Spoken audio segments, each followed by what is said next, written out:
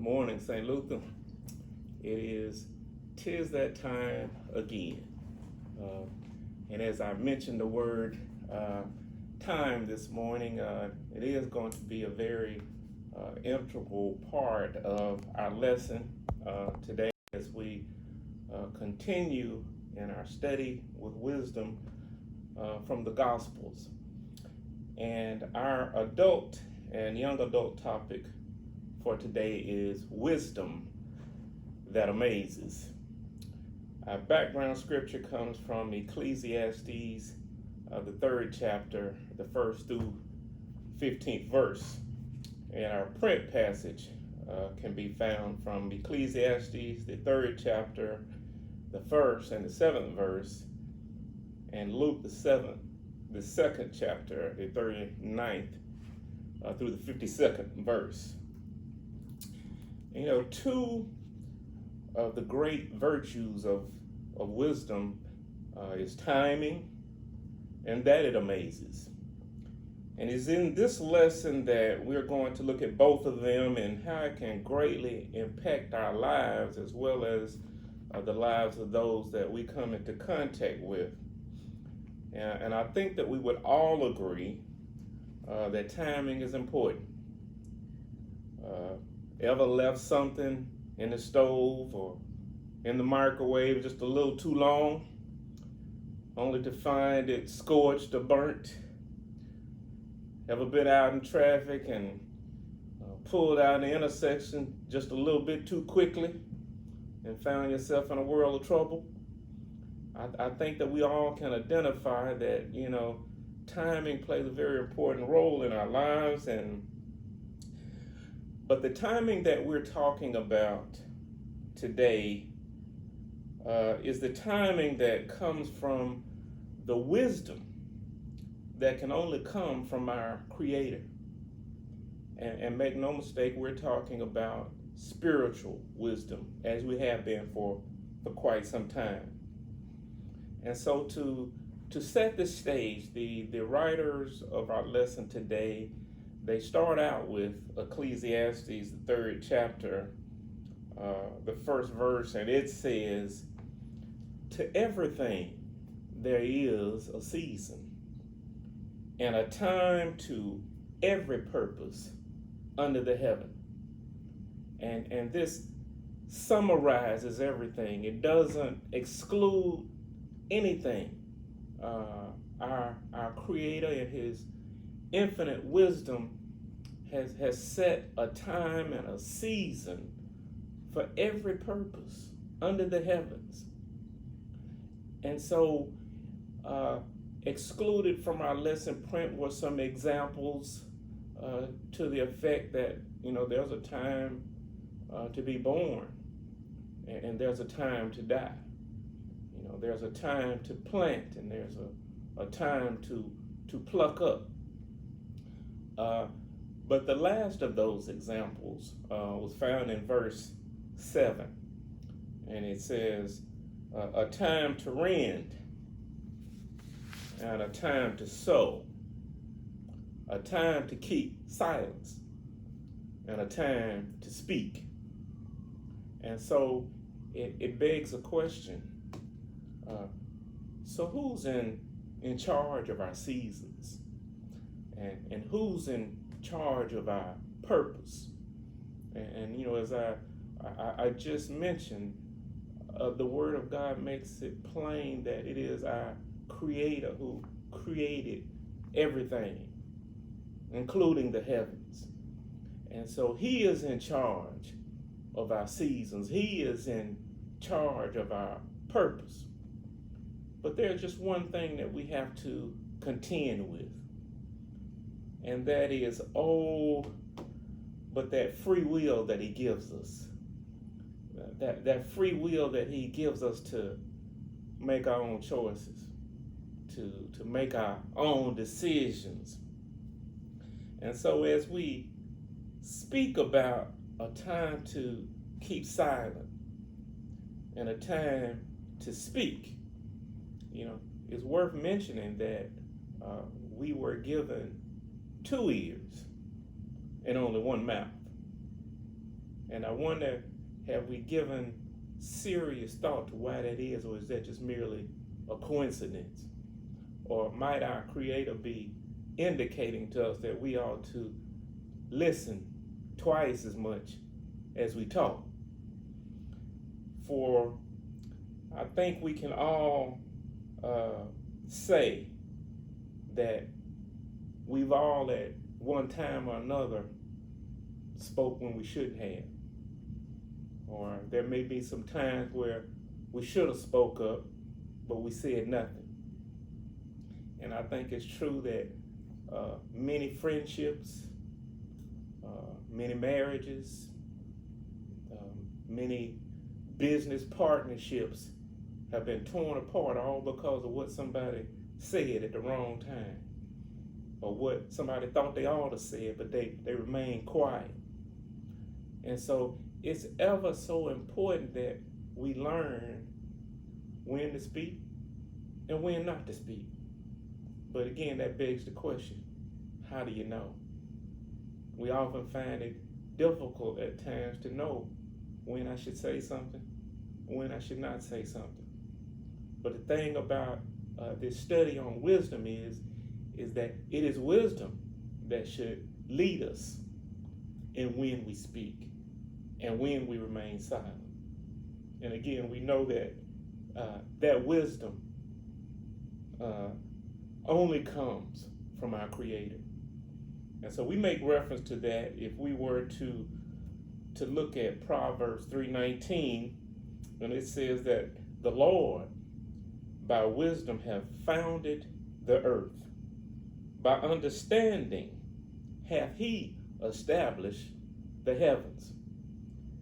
We will further move on to Proverbs, the 4th chapter, and the 7th verse, which says that wisdom is the principal thing. Therefore, get wisdom, and with all thy getting an understanding. And so, in fact, as we speak about this timing, if we are not in tune with God's will, it is entirely possible for us to miss God's appointed time and season for our lives. For God has a plan for all of us. He has a purpose and a calling for all of us. But in order for us to be on time, we have to be in His will. Outside of God's will, outside of God's wisdom, it's very likely indeed, that we're going to miss our season, that we're going to miss our purpose, because we were not in His will and we were not seeking the wisdom. And it is that wisdom that leads us into our season and into our purpose, all at the right time. And so the fact that we emphasize the timing of God's will for our lives, we look at Jesus in this lesson. And unlike our lesson on last Sunday, which focused on Him as an adult, our lesson for today focuses on Him as a child. And so we understand Jesus' background, how He was born of a virgin, how it was the Spirit that entered His mother's womb, how she knew no man, it was immaculate. And we know how He came to be. And there's not a whole lot of discussion about His childhood, but as we look at His parents, they were devout Jews. They made sure that they followed all of the statutes. They took Him to the church to be dedicated. They did everything in a timely fashion as it was right. And even as a child, as we look at the 40th verse, it says, "And the child grew and waxed strong in spirit, filled with wisdom, and the grace of God was upon him."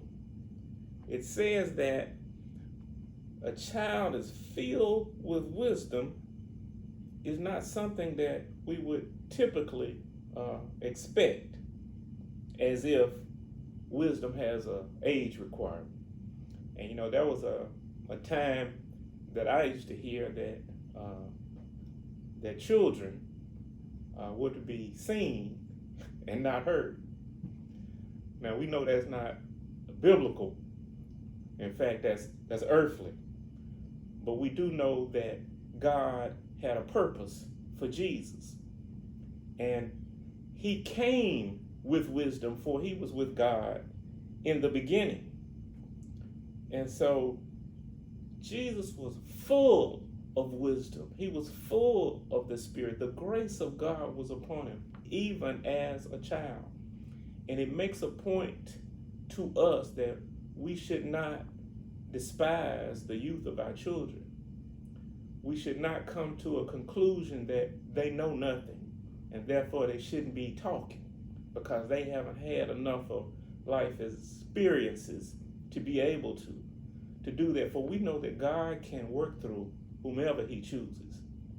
And if it happens to be a child, then it will be a child because God's will is going to be done. Jesus is the proof of that fact. And so we find ourselves following him as he turns 12. And at that time, it was custom that the Jews would return to Jerusalem for the Passover. And so they followed that custom. But a funny thing happened that after the festival was over, that they began to return back to Nazareth. And somewhere along the way found out that Jesus wasn't with them. And so they had to turn and go back and look for him. And so we go down to the 46th verse. And it says, and it came to pass that after 3 days they found him in the temple, sitting in the midst of the doctors, both hearing them and asking them questions. And all that heard him were astonished at his understanding and answers. And when they saw him, they were amazed.